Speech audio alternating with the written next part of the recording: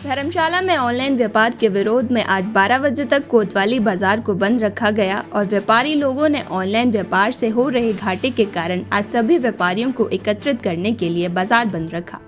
धर्मशाला में जगह जगह पर रेडी फड़ी लगाकर लोग सामान बेचते हैं, जिसके कारण दुकानदारों को अच्छा खासा नुकसान हो रहा है।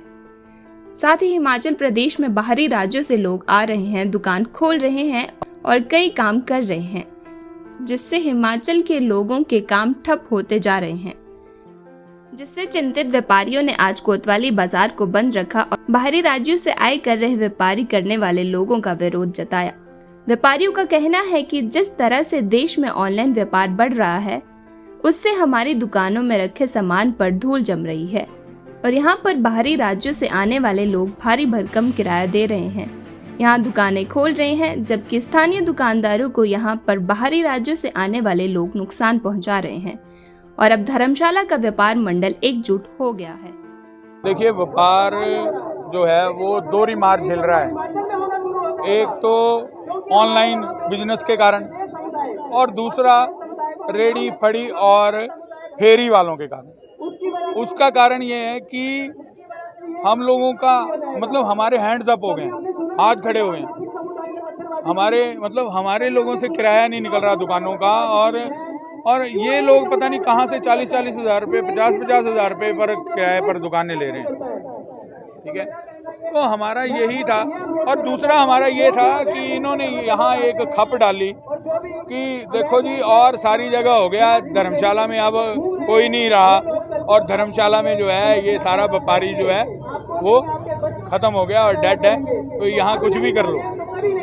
ठीक है, तो ये व्यापारी को जगाने के लिए हमने ये एक कॉल की है और यहाँ हमारे बहुत से स्थानीय मुद्दे हैं जिनको सरकार जो है वो निगलेक्ट कर रही है। हम सरकार से निवेदन करेंगे कि जो भी हिमाचली बोनाफाइड बन रहा है वो 15 साल की जगह 25 साल का बने। ठीक है, क्योंकि 25 साल का बनेगा तो कई चीज़ों में जो है सख्ती होगी। ठीक है, आज ये लोग